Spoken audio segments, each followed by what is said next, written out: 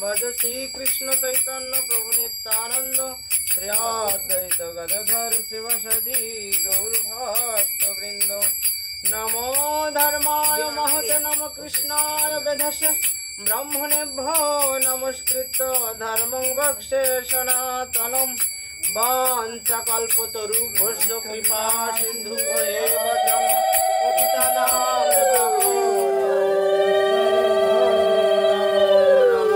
परम करुण वैष्णव अवतार की, साधु गुरु वैष्णव की, श्री गुरु वैष्णव की।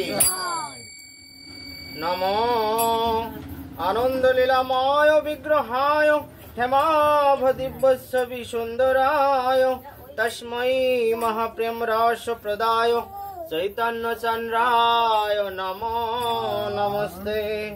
नमोस्त्री कालसत्ताय जगन्नाथ सुताय च सभृत्ताय सपुत्राय सकलोत्राय ते नमो।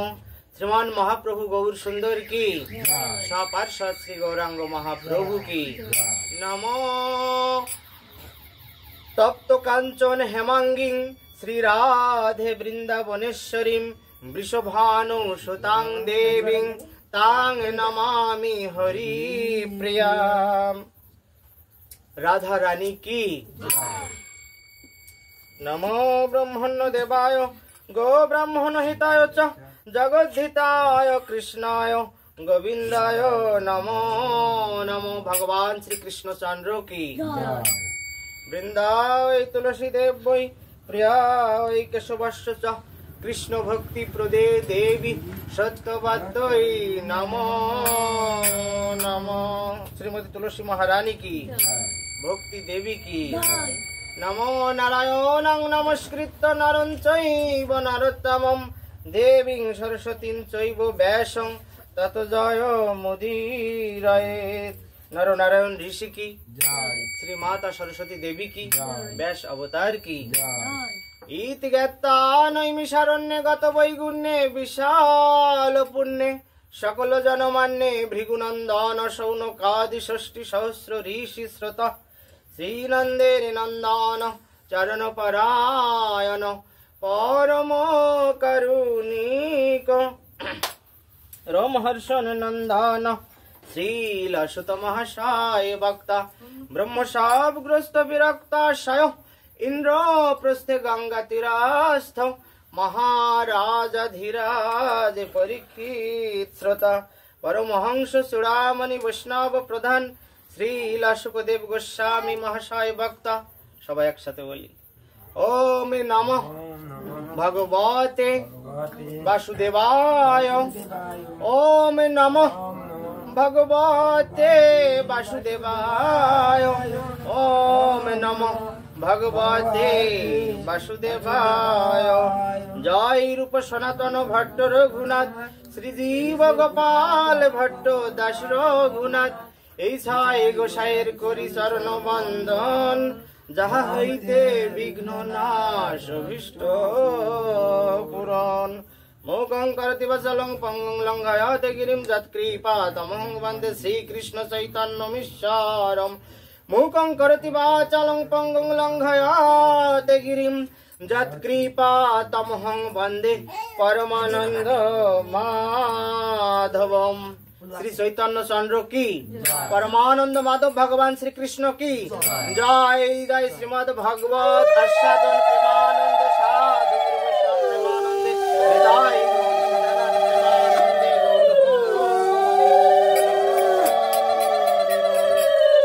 জানিতাই গৌর হরি বল। তো আজকে এই মহতি ভাগবতী সভায় গৌরপদ রায়ের বাড়িতে অনুষ্ঠিত এই মহতি সোমবারের ভাগবতী সভায় যে উপাখ্যানটি হবে শ্রী শ্রী ভক্তমাল গ্রন্থ থেকে আপনারা সবাই শ্রবণ করবেন সুস্থির চিত্তে। যদি আগে জানাও থাকে তবুও আরেকবার খুব সুন্দরভাবে আস্বাদন করবেন। সেটা হচ্ছে আমরা রূপ সনাতনের কাহিনী তো জানি, তো রূপ সনাতন যে আখ্যান, রূপ সনাতনের যে আখ্যান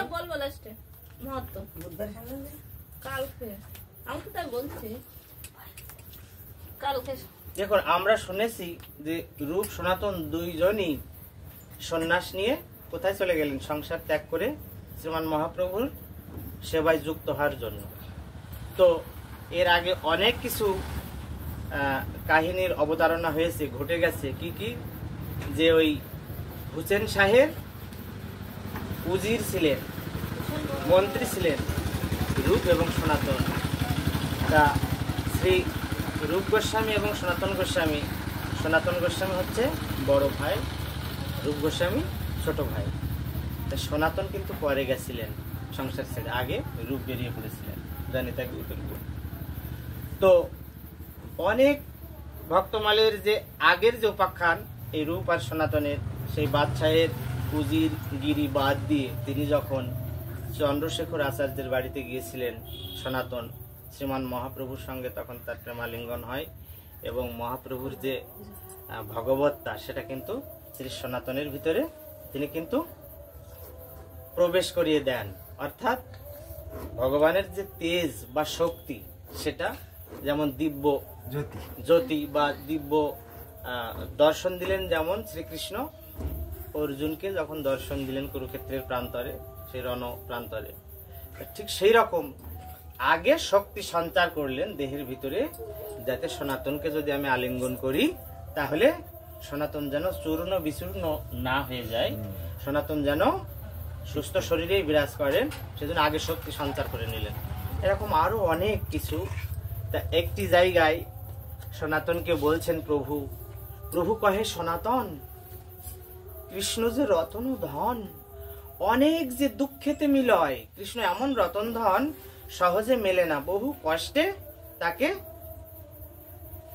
মেলাতে হয়, অর্থাৎ তাকে প্রাপ্ত করতে হয়।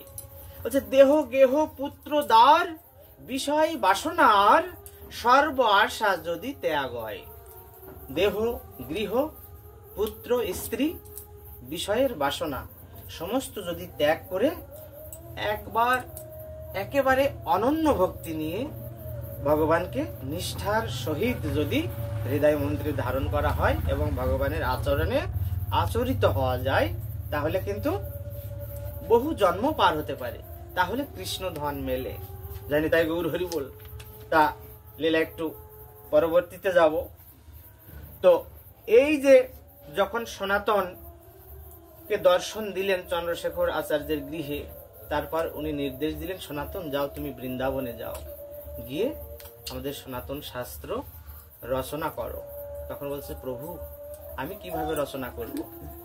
তখন প্রভু এমন শক্তি তার ভিতরে সঞ্চার করলেন যে তিনি কিন্তু একদম পণ্ডিত হয়ে গেলেন। সনাতন বলছে যাও সনাতন তুমি বৃন্দাবনে গিয়ে গ্রন্থ রচনা করে এই জীব জগৎকে শিক্ষা দাও এবং সনাতন শাস্ত্র শিক্ষা মানুষকে দাও, এইভাবে সনাতন ধর্মের প্রচার প্রসার ঘটাও। তখন বৃন্দাবনে গিয়ে উনি কিন্তু ওই গ্রন্থ রচনা করেন, যমুনা পুলিনে একটা বৃক্ষর নিচে থাকেন। সেই মতো অবস্থায় তিনি কিন্তু অনেক কিছু ঘটে গিয়েছে এর ভিতরে। আমি এখন যে উপাখ্যানটা করব সেটা হচ্ছে উনি কিন্তু ভিক্ষা করতেন। তাই উনি ভিক্ষা করতে করতে একদিন চলে গিয়েছেন একটা জায়গায়, সেখানে একজন নারী মহিষী থাকেন, মানে মেয়ে মানুষ সেবা পূজা করেন শ্রী মদন মোহন। আচ্ছা, তো মন মোহনিয়া শ্রীমন মদন মোহন শ্রীমতী কুবুজা মহিষীর প্রকাশন, মথুরা চৌবের নারী করেন সেবন, নীতি মাধুকুরি হেতু যান সনাতন। তা মাধুকুরিটা কি? মাধুকুরি বৃত্তি, অর্থাৎ মৌমাছি যেমন দেখেন ফুলকে পীড়ন না করে ফুলে ফুলে যত সামান্য মধু সংগ্রহ করে জীবন ধারণ করে। আচ্ছা, বৈষ্ণব সাধকেরাও ক্ষুধা আর তৃষ্ণা নিবৃত্তির জন্য সেই রকম গৃহস্থকে পীড়ন করে না, অত্যাচার করে না, না করে দাঁড়ে দাঁড়ে ঘুরে যত সামান্য ভিক্ষা গ্রহণ করেন, তার নাম হচ্ছে মাধুকুরি বৃত্তি। জানি তাই গৌর হরি বল। তা সনাতন যখন ওই ভিক্ষা করতে যেতেন, মাধুকুরি করতে যেতেন, ওই মথুরা চৌবের যে নারীর কাছে, যেখানে উনি মদন মোহনের বিগ্রহ প্রতিষ্ঠা করে রেখেছিলেন, সেবা দিতেন।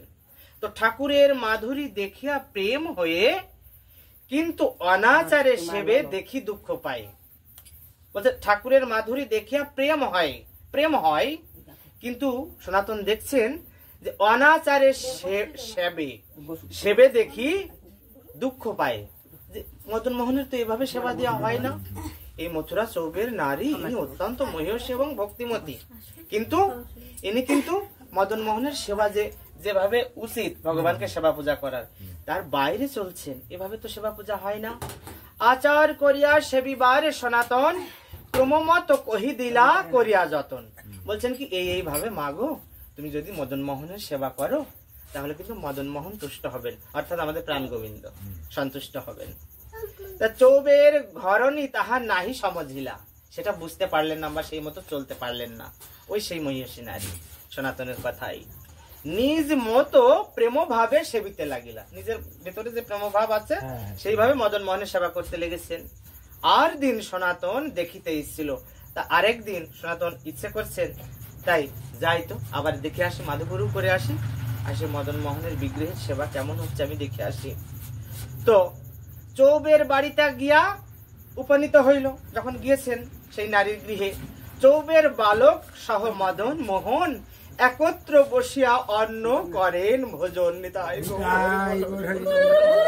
বাবুন বালকের সাথে মদন মোহন ওখানে সেবা করছেন ওই মহিষী নারীর কাছে। এমন ভক্তিমতী, একত্র বসিয়া ওরা সবাই একসঙ্গে বসে যখন ভোজন করছেন, আচার বিচার কিছু না করে গণন, কোন আচার বিচারের গণনা করে না, ধারে না, ভক্ত বাঞ্ছা পূর্ণ করে ব্রজেন্দ্র নন্দন নিতাই গৌর হরি হরি বল, জয় শ্রী মদন মোহন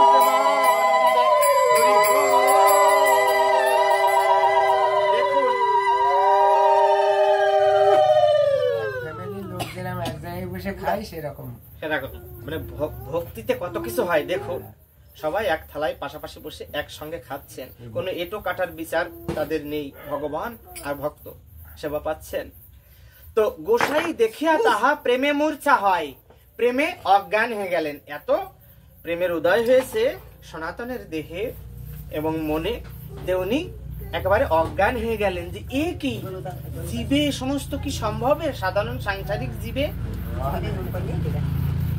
চৌবের ঘরণী প্রতি স্তবন করায় গোসাই যে আপনারে অপরাধী মানি, তখন বিনয় করায় তারে করি জোড় পানি।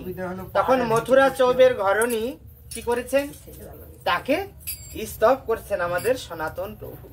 বলছেন কি, মাগো তুমি এমন ভজনা করেছো যে মদন মোহন তোমার দ্বারে এসে রোজ রোজ সেবা পান, একসঙ্গে বালকের সঙ্গে মিশে, এই কথা বলছেন। তো হাত জোড় করে বিনয় করে বলছেন, মাতা তুমি যে মতো আচারে করো সেবা, সেই মতো সেব মাতা, অন্য না করিবা। মাগো তুমি যেভাবে সেবা পূজা করো সেইভাবে সেবা পূজা করো। আমি বলেছিলাম যে রুটিন মাফিক বা নিয়ম মাফিক পদ্ধতিগত প্রক্রিয়ায় যে মদন মোহনের সেবা দিতে হবে, আমি ভুল করেছিলাম মাগো। তোমার কাছে এই শুদ্ধ ভক্তিতে ভগবান শ্রী মদন মোহন যেভাবে ধরা দিয়েছেন এরকম দেখা যায় না মাগো, তাই তুমি যেভাবে করেছিলে সেইভাবেই সেবা করো। যখন এই কথা বললেন, দেহ কহে ভালো ভালো তাহাই করিব। সেই নারী বলছেন, মথুরা চৌবের নারী, ঠিক আছে তুমি যা বললে সেভাবে আমি সেবা করব। দিন চড়ি যাই আচার করিতে নারিব। বলছে দেখো আমাদের এই মানব জন্মে কোনো সময় আছে? আমরা সারাটা দিন অফিসে কাটছে, স্কুলে কাটছে, বাচ্চাদের যারা খেতে খামারে কর্ম করেন চাকুরিজীবী তাদের বিভিন্ন কর্মস্থলে কাটছে, বাড়িতে এসেও সংসারের কথা, তাই না? কিভাবে বাজার করব, সন্তান সন্ততিকে কিভাবে মানুষ করব, হরি বলার আবার সময় কোথায় মাগো? তাই বলছেন যে ঠিকই তো তুমি যে এখন বললে হে সনাতন প্রভু, যে ঠিকই আমি ওইভাবে পদ্ধতিগত ভাবে সেবা করার আমার সময় নেই, ঠিকই আমি যে মতো আমার মনে লয় সে মতো ভক্তিপূর্ণ চিত্তে আমি সেবা করব। দেখো দিন তো চলে যায়, আচার করতে সময় কোথায়?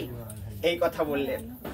গোসাই কহেন, মাতা নিবেদন করি, আজ যদি মোরে কিছু দেহ মাধু করি, তোমার শিশুর এই পাত্র অবশেষ যাহা থাকে তাহা দেহ হে মাতা, তুমি কৃপা করো।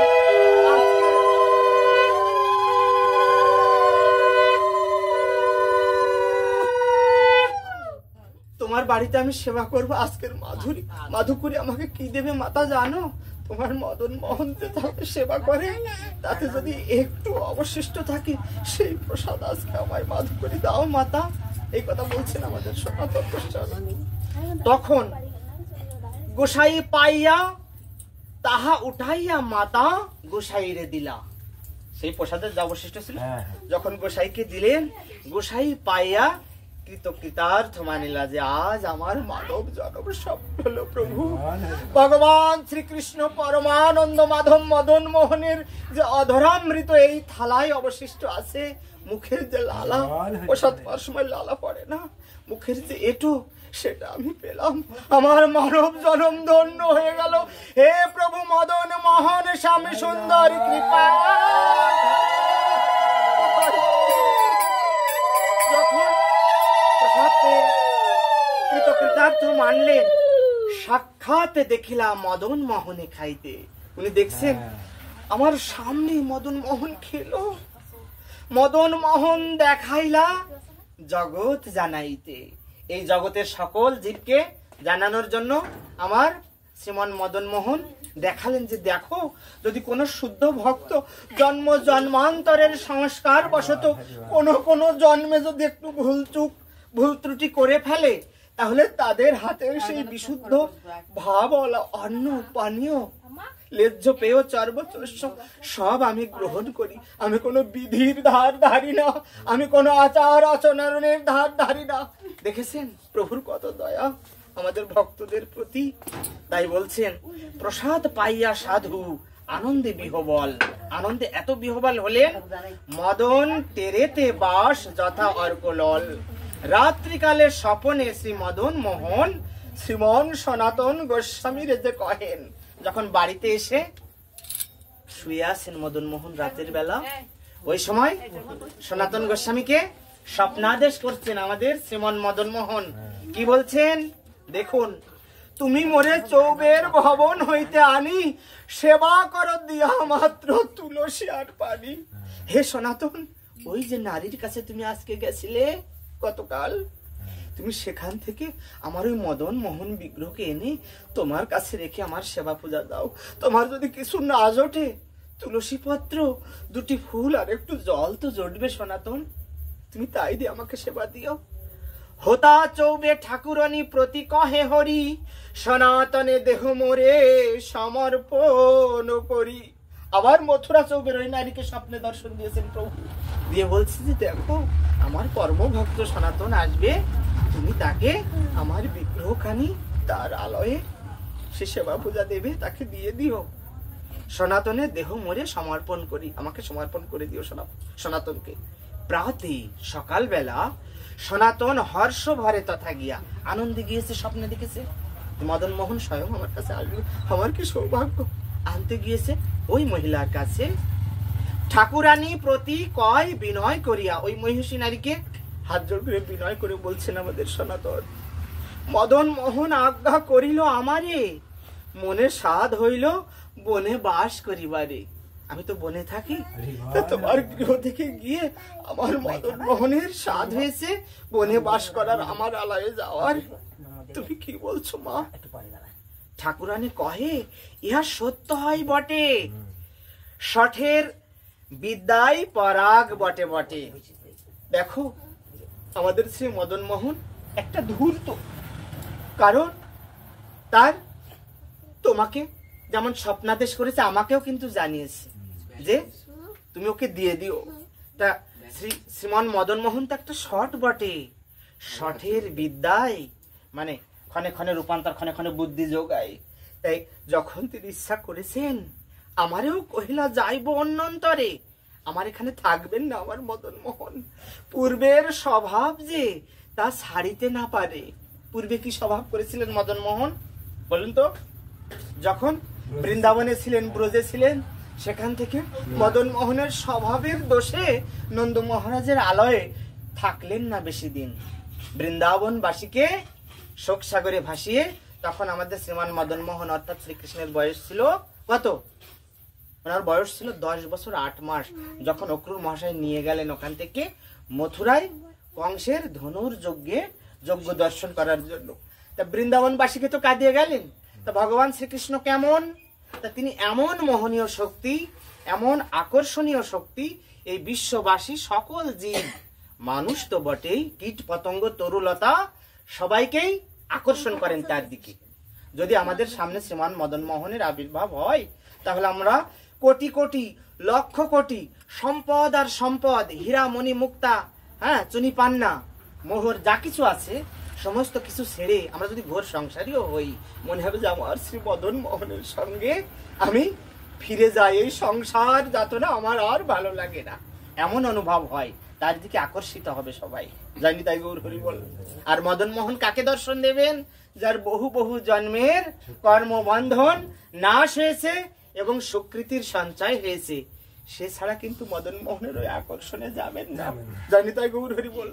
তাই যখন ওই কথা বলেছেন, কারণ ওই যে বৃন্দাবন থেকে যখন চলে গিয়েছেন তখন গিয়েছে মথুরায়, মথুরা থেকে গর্গমুনির আশ্রমে কি বসুদেব মহাশয় কৃষ্ণ বলরামকে ভর্তি করে দিয়ে আসলেন। কোথায়? গর্গমুনির আশ্রমে, তার টোলে বা তার মঠে, যেখানে শিক্ষা লাভ করুক ভগবান আমাদের পুত্র কৃষ্ণ বলরাম। এখান থেকে যত প্রকার কলাবিদ্যা শিখুন, রাজনীতি, ধর্মনীতি, সমস্ত প্রকার সংসারের যত নিয়ম কানুন এবং প্রত্যেকটা জীবের সঙ্গে আচরণ, রাজ্য শাসন, যাবতীয় কিছু মর্যাদা, মাতা পিতা গুরুজন সকলের সঙ্গে যাতে সঠিক আচরণ হয় সেই রকম শিক্ষা হে মহামণি গর্গ আপনি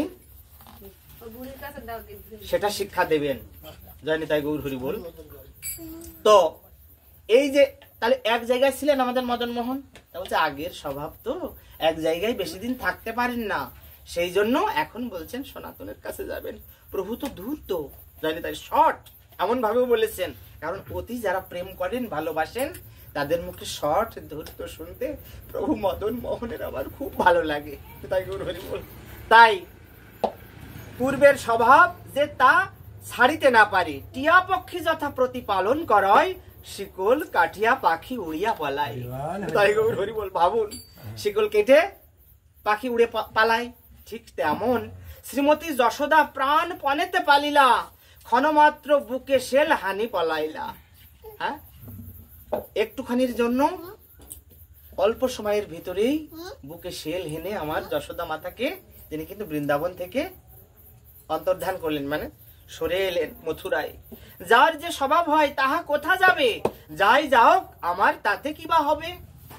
একটু অভিমান সূচক আচরণ করছেন ওই মথুরা চৌবের ঘরণী, বলছে যদি যায় আমার মদন মোহন, আমার সেবা পাওয়া তার যদি ভালো না লাগে, যেখানে খুশি যাক, সেখানে যেখানে আমার মদন মোহন থাকবে সেটা শুনেই আমি সুখী হব। মানে রাত্রে স্বপ্ন দেখিয়েছে, হ্যাঁ, তারপরে আবার রাতেই চলে এসছে, সহ্য করতে পারছে না, আবেগ সহ্য করতে পারছে। তাই বলছে যদ্যপি অন্তরে দুঃখ সহিতে না পারি, বরঞ্চ মরিব দেহ যমুনায় ডারি। তাই যমুনায় আমি দেহ ফেলে দেব, বিসর্জন দেব, দিয়ে আমি মরবো, তাছাড়া আমার উপায় নেই। কিন্তু আমার যদিও অন্তরে দুঃখ সহ্য করতে পারছি না, বরঞ্চ আমি মরে যাব, দেহ কিন্তু যমুনায় বিসর্জন করব, তাও হয়তো হবে, কিন্তু আমার মদন মোহনের কথা আমি শুনবো। মাতার মাধুর্য গাঢ় প্রেমেরও কথন, শুদ্ধ বাৎসল্য তাহে প্রেমেরও ভৎসন।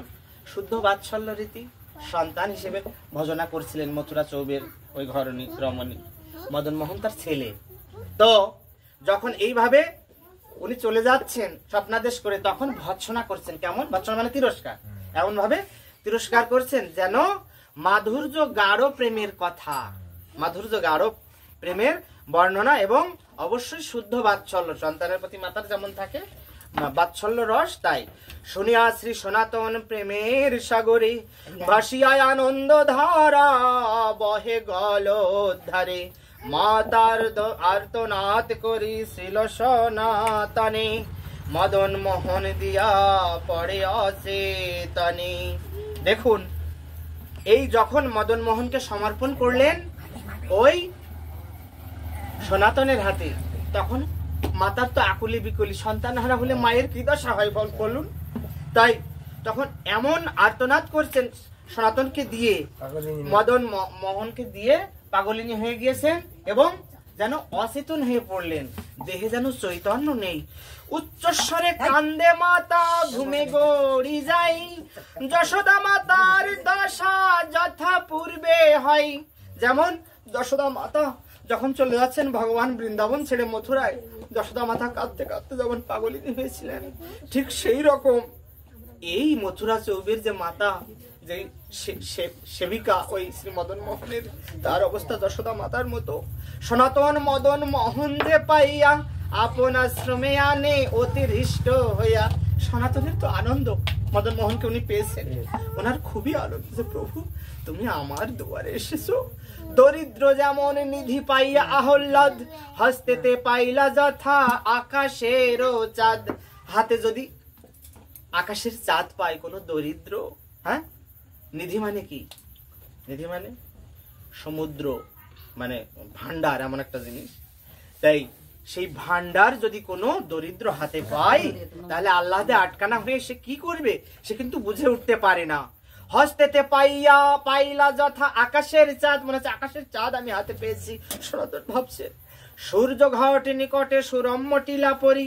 সূর্য ঘাটের কাছে সুন্দর একটা জায়গায়, উঁচু একটা জায়গায় টিলার উপরে কি করেছেন, ঝোপড়া বাঁধিল এক তৃণ জড় করি। তিনি একটা ঝোপড়া বাঁধলেন, কি পর্ণশালা বা কুড়ে ঘর, ওর ভিতরে আমার মদন মোহনকে রাখবেন সেই টিলার উপরে। তখন চুটকি মাঙ্গিয়ায় আনি আঙা করি করি, হরিষ বিষাদে সুকুমার আগে ধরি। বলছেন যে অল্প চিমটি ভর যে আটা, তাকে চুটকি বলা হয়, তাই আনলেন। আর আঙা করি অর্থাৎ ছেঁকা রুটি, এই ছেঁকা রুটি দিয়ে আটার থেকে তৈরি করে ছেঁকা রুটি দিয়ে মদন মোহনকে আমার সেবা দেবেন। তাই গুরু বল, আমরা কত কিছু আয়োজন করি না, কিন্তু আমাদের ভক্তি শ্রদ্ধা কমই বলতে হবে। আমার কথাই বলি, ভক্তি শ্রদ্ধা কম, তাই হয়তো এত কিছুতেও আমার প্রভু মদন মোহন, শ্রীমান মহাপ্রভু, শ্রীমান নিত্যানন্দ প্রভু সন্তুষ্ট হন না। কেন? যে বস্তুটা আগে লাগবে সেটাই আমার নেই, সেই ভক্তি ধন, ভক্তি দহনই নেই। সেই জন্য ভগবান কিন্তু অনেক সুপেয়, সুস্বাদু, হ্যাঁ, আস্বাদনীয় কোন পদার্থ আমার হাত থেকে গ্রহণ করছেন না। আমার ত্রিতাপ জ্বালায় আমি দগ্ধ হয়েই যাচ্ছি, আমার এই সংসার বন্ধন থেকে মুক্তি হচ্ছে না, ভগবত ধামে প্রবেশ হচ্ছে না, ভগবানের কাছে উপনীত হতে পারছে না। এর একটাই কারণ, ভক্তি ধনের অভাব। যত কিছুই করি কিন্তু আমরা মুঠ ছাড়ছি না, স্বার্থ ছাড়ছি না, স্বার্থ সমস্ত কিছুই করছি, হে প্রভু তুমি ছাড়া কেউ নেই, আমার কোনো গতি নেই, কিন্তু আমরা প্রভুর জন্য খরচা করতে চাই না। মুখেই বলি, মুখের কথা আর অন্তরের ভাবনা কিন্তু এক নয় আমাদের। এই জন্য কিন্তু শ্রীমান মদন মোহন আমাদের অক্ষির সম্মুখে সন্দর্শন দেন না, দেখা দেন না। যায়নি তাই গৌর হরি বল। তখন হরিষ বিষাদে আনন্দ হচ্ছে, আবার খুব কষ্টও যেন হচ্ছে। মানে কি, যদি দরিদ্র বা হতভাগা যদি কোনো নিধি পায়, এমন একটা আকাশের চাঁদ পায়, সে কি করবে, হেসে কেঁদে একাকার হয়ে যাচ্ছে, আমার প্রভুকে আমি কোথায় রাখি, কোথায় যত্ন করব। এইভাবে তিনি কিন্তু আনন্দ হচ্ছে, তার বিষাদ হচ্ছে। সুকুমার আগে ধরি, তা সুকুমার কে? আমাদের শ্রী মদন মোহন সুকুমার নয়? কত সুন্দর তিনি, সুরম্য, দেখতে সুদর্শন। তো মদন মোহন কহে লবণ বিহনে। দেখুন মদন মোহন কে ওই শেখা রুটি দেয়, শুকনো রুটি, নুন ছাড়া, লবণ ছাড়া। লবণ জটানোর পয়সা নেই আমাদের সনাতনে। তাই যখন হরিষ বিষাদে সুকুমার আগে ধরি, অর্থাৎ ওই যে শেখা রুটি তৈরি করেছে, তাতে লবণ নেই, কোনো আস্বাদীয় কিচ্ছু নেই, মানে যেন একেবারে সেই কি বলে ভুসি ভুসি মতন, সেটা যখন সামনে দিচ্ছেন মদন মোহন ভালো লাগছে না, বলছেন যে কি এনেছো, এই দিয়ে কি কৃষ্ণ সেবা হয়? আমার সনাতনকে রহস্য ভরে বলছেন। তখন বলছেন মদন মোহন, কি বলছেন? কহে লবণ বিহনে খাইতে না পারি মোর না রুচে বদনে নিতাই গৌর। দেখো সনাতন, আমি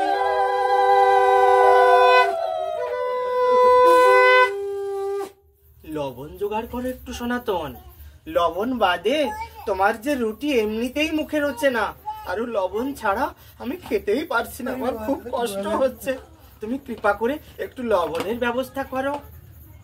সনাতন কহে যদি খাইতে না নারিব লবণ নিতানি তবে মুহি কোথা পাবো। তুমি যে বলছো আমি খেতে পারবো না লবণ ছাড়া রুটি, তা নিত্য নিত্য আমি লবণ কোথায় পাই প্রভু? আমার অত ব্যবসা নেই, আমার অত টাকশাল নেই, অর্থ করি নেই, আমি অত সঞ্চয় হতে পারিনি প্রভু, আমি কি করে তোমার লবণ কিনবো? দেখুন ভক্তের কাছে সামান্য একটু লবণ শখের বিষয়, বিলাসের একটা ব্যাপার, কারণ লবণ ছাড়াই কিন্তু সনাতন আহার করেন। উনি যেভাবে যা করেন সেভাবেই তো প্রভুকে দিয়েছেন, উনি তো নিজে ভালো খান না, খান। তাই বলছেন যে তোমার মুখে ভালো লাগছে না, নিত্য নিত্য আমি লবণ কোথায় পাবো প্রভু? আর দিন লবণ মাঙ্গিয়া আনি দিল। একদিন যখন ভিক্ষা করতে গেছেন পড়শিকে বা সেই গ্রামের যে ঘরণী বা যার গৃহে গেছিলেন, বলছে দেখো আমার মদন মোহনে লবণ ছাড়া খেতে কষ্ট হয়, তো কৃপা করে আমাকে একটু লবণ দেবেন আমার মদন মোহনের সেবায়। দিয়েছেন, তখন এনে দিয়েছেন মদন মোহনকে। যখন এনে দিয়েছেন মদন মোহনকে, দেখুন পুনঃ কহে রুখো আঙা খাইতে নারিল। তখন বলছেন যে লবণ তো এনেছো, এই শুকনো রুটি রোজ রোজ আমার মুখে ভালো লাগে না। দেহ কহে ঘৃত শর্করা কোথা পাবো? ঘি, ভালো ভালো যে মিষ্টি জাতীয় দ্রব্য, হ্যাঁ চিনি, এই সমস্ত ফানিত অর্থাৎ বাতাসা আমি কোথায় পাবো? বিষয়ের স্থানে মই মাঙ্গিতে নারিব। দেখুন বলছে যারা বিষয়ী, যারা সন্ন্যাসী হবে, তারা ওই যে যারা অনেকে রাগ করেন যে ছাগল পালে গোসাই আমার বাড়ি নিতে চাই না, আমরা কি অপরাধ করেছি বলে না। তারপরে যারা মুরগি পালে, ছাগল পালে বা অন্য যে কোনো বিষয় জিনিস নিয়ে থাকে, সবসময় তাদের মুখে হরিনাম নেই। দেখবেন তাদের গৃহ থেকে যারা সন্ন্যাসী হবে তারা কিন্তু ভিক্ষা করবে না, নিষেধ আছে। শ্রী শ্রী মহাভারতে আছে, অন্যান্য গ্রন্থে আছে, ভক্তমালে আছে, শ্রী শ্রী হরিভক্তি বিলাসে আছে। তাই বলছেন যে আমি বিষয়ীর বাড়িতে যদি যাই, যার অনেক টাকা পয়সা আছে, সম্পদ আছে, তার কিন্তু তারা কিন্তু সূচি নেই, আচার বিচার তোমার নিয়ে করে না প্রভু, তার কাছ থেকে এনে আমি তোমাকে দিতে পারবো না প্রভু, তুমি আমায় ক্ষমা করো। ভগবানের উপরে উঠেছেন কেন? ভগবানের নির্দেশ মানার জন্য। বলছেন কি প্রভু ওই বিষয়ের কাছে গিয়ে ভিক্ষি করে এনে দেবো, তাই তোমার মুখে রুজবে, ওটা আমি পারবো না। যখন এই কথা বললেন, ক্রমে ক্রমে তুমি নানা বাহেনা করো, তুমি রোজ রোজ আগে বললে লবণ ছাড়া খেতে পারবে না, আবার কোন বাহানা ধরেছো যে মিষ্ট খাবে, শর্করা খাবে? আমি তো পারি না তোমার বাহানা, দ্রব্য জোগাড় করতে বাহানা মেটাতে আমি রোজ রোজ পারি না। আমা হইতে নাই হবে চাহ করিলহ দৈব যোগে এক মহাজন দ্রব্য লইয়া। দেখুন বলছেন যে আমা হইতে নাহি হবে চাহ করিলহ, তোমার যদি খেতে ইচ্ছা হয় প্রভু তাহলে তুমি নিজে করিয়ে খাও। তাই আমাদের খাস বাংলা কথা আমরা বলি, তুমি আয় করে নিয়ে এসো, তুমি জোগাড় করে নিয়ে এসো, তারপর তুমি খাও প্রভু। এই কথা বললেন। তবুও কিন্তু আমার শ্রীমন মদন মোহন শ্রী সনাতনকে ছেড়ে কিন্তু একটি মুহূর্তের জন্য বিচ্ছিন্ন হলেন না। হলেন কি? কখনো না। মানে বলছে যে ভালোবাসার যে বস্তু, শ্রদ্ধার যে বস্তু, তার হাতে একটা চড় বা তার মুখের একটু কটু ব্যবহার ভগবান সহ্য করে নেন, কারণ ভক্তাধীন ভগবান। জয় নিতাই গৌর হরি বল। তাই বলছেন মথুরায় যায় দৈব যোগে কি হয়েছে, এক মহাজন ওখানে এসেছে ব্যবসা করার জন্য। আচ্ছা, নানা দ্রব্য লইয়া মথুরায় যায় সেই জাহাজে চড়িয়া। তিনি কিন্তু মথুরায় যাচ্ছেন জাহাজে করে, ব্যবসা করতে এসেছেন এক মহাজন। আটকিয়া গেল তরি চড়াই লাগিয়া। তখন সেখানকার চরে বেঁধে ওই যে মদন মোহন যে ঝোপড়ির ভিতরে রাখা ছিল কুড়ে ঘরে, তার পাশে যে চড়া চর বা একটু উঁচু হয়েছে ভিতরে চর পড়ে গিয়েছে, সেই জায়গায় আটকে গিয়েছে ওই জাহাজ। হ্যাঁ, তখন বড় ধরনের নৌকা বা জাহাজ, তখন আটকে গেল তরি চড়াই লাগে, ওটা বেঁধে আটকে গিয়েছে। মহাজন সর্বনাশ হইল গনিয়া, যে আমি এখন ব্যবসা করতে যেতে পারবো না, আর এই যে মালামাল বিক্রি না করলে তো আমার বাড়ি ফেরা হবে না, সবাই তাকিয়ে আছে, আমার তো ব্যবসায় লাঠে উঠে গেল। তখন হাহাকার করি নানা উপায় চিন্তায়, রাত্রি যোগে দেখে তীরে এক মহাশয়। হাহাকার করছে, তখন সেই জাহাজের ভিতরে থাকুক বা জাহাজ থেকে অবতরণ করুন, নিচে নেমে উনি দেখছেন কি একটা হয়তো আলো জ্বলছে ওই মন্দিরে নদীর তীরে। তখন ওই মহাশয়কে দেখলেন। কোন মহাশয়? আমাদের শ্রীল সনাতন গোস্বামীর ওই মঠটিকে বা ওই মন্দিরটিকে দেখলেন। দেখে কি বলছেন? গদগদ ভাবে কৃষ্ণ নাম বসি যাবে। গদগদ ভাবে দেখছেন যে কৃষ্ণ নাম জপছেন ওই সনাতন। তখন তো ওই সনাতনের নাম উনি জানেন না। তো এক শ্রী বিগ্রহ তথা তেজে বন ব্যাপে, একটা বিগ্রহ আছে মদন মোহনের, তার গায়ের যে জ্যোতি সারা বনে বিকিরণ করেছে, আলোয় আলোকিত করেছে। অতি আর্ত হই মহাজন কান্দি কহে, শরণ লইনু প্রভু রক্ষা করম হে।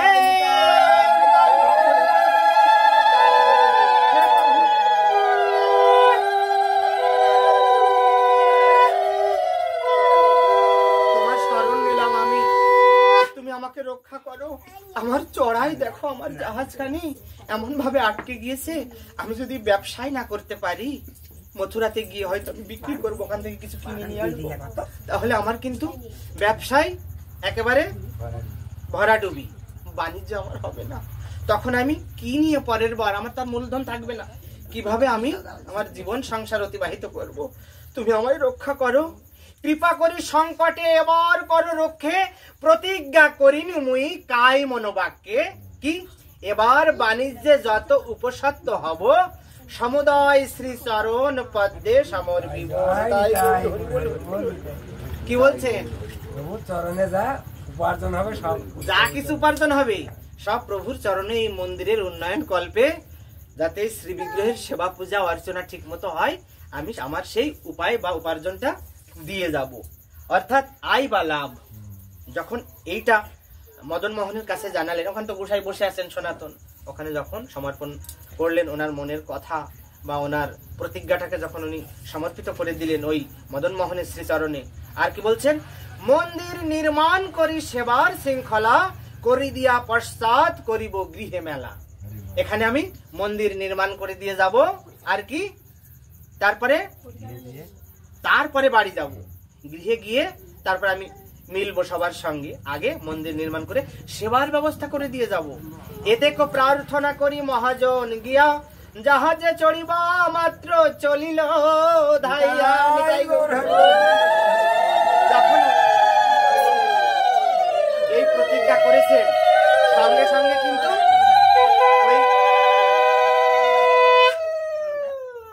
মদন মোহন ওনার ডাক শুনেছেন। সেই চড়া থেকে জাহাজটি যেন মনে হলো যে কোনো তাই আর আটকে নেই, ছেড়ে দিল একদম সরল জলের মতো। তখন যখন চলে যাচ্ছে ধেয়ে মথুরার দিকে চলে গেল জাহাজ। মথুরা যাইয়া হইল বাণিজ্য দ্বিগুণ, যেটা লাভ করার ইচ্ছা ছিল তার চেয়ে দ্বিগুণ লাভ হয়েছে মথুরায় গিয়ে ওই ব্যবসা করে। জানিল করিল ইহা মদন মোহন। তাই মদন মোহন ছাড়া এটা কিন্তু হতো না, দ্বিগুণ ব্যবসায় লাভ হতো না। আমার জাহাজ যেখানে আটকে গেছিল, মোটেই আয়ের সম্ভাবনা নেই, সেইখানে মদন মোহন যদি কৃপা না করতো, ওই সংকল্প আমি যদি না করতাম, ওই প্রতিজ্ঞা যে আমি তোমাকে মন্দির নির্মাণ করে তোমার সেবা পূজার ব্যবস্থা করে দেবো, তাহলে আমার জাহাজই ছাড়তো না। যে মালগুলো ছিল ওই নদী গর্ভে ডুবে যেত, তাহলে কি হতো? তাই প্রভু মদন মোহনই আমায় কৃপা করেছেন। যত লাভ হইল তেজি অন্তর সংকোচ, মদন মোহন অর্থে করিলা খরচ। তাই যত লাভ হলো, মনের ভিতর থেকে সংকোচ ত্যাগ করে লাভ অলাভের আশা বাদ দিয়ে, আমার লস হলো কিনা এর চিন্তা নেই, মদন মোহনের সেবায় খরচ করলেন।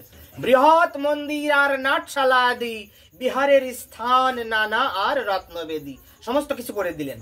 ভগবানকে ঘোরার ফেরার সেবা পাওয়ার, মন্দিরের একটা কি বলে চত্বর, হ্যাঁ, একটা সুন্দর একটা জায়গা করে দিলেন। আচ্ছা, তখন সেবার শৃঙ্খলা নানা জাতি ভোগরাগ। আগে তো মদন মোহন শুধু ওই শুকনো রুটি খেতেন, এখন সেবা নুন ছাড়া। তা মদন মোহনের এবার যাতে কোনো কষ্ট না হয়, নানা রকমের চর্বচস্য লজ্জ পেয়েও রাজভোগ, এ ভোগ সে ভোগ, কত রকমের ক্ষীর, দধি, দুগ্ধ, যাবতীয় যাতে ব্যবস্থা হয় সেই অর্থ ব্যবস্থা যেই তহবিল থেকে খরচ হবে, একজন সেবক থাকবেন সেবায়িত, তিনি সেবা দেবেন মদন মোহনকে। অদ্যাপিও সেই যে মন্দির বর্তমান বৃন্দাবনে আজও কিন্তু সেই মন্দির আছে, মদন মোহনের মন্দির, সেটা কিন্তু ওই যে জাহাজের সেই মহাজন করে দিয়েছিলেন, যেটা বললাম। তো গোস্বামী পাদের সেই বসিবার স্থান, লালদাস অভাগিয়া তাহার শরণ, পরম উপায় জানি লইল শরণ। জয় জয় সনাতন গোস্বামী পাদ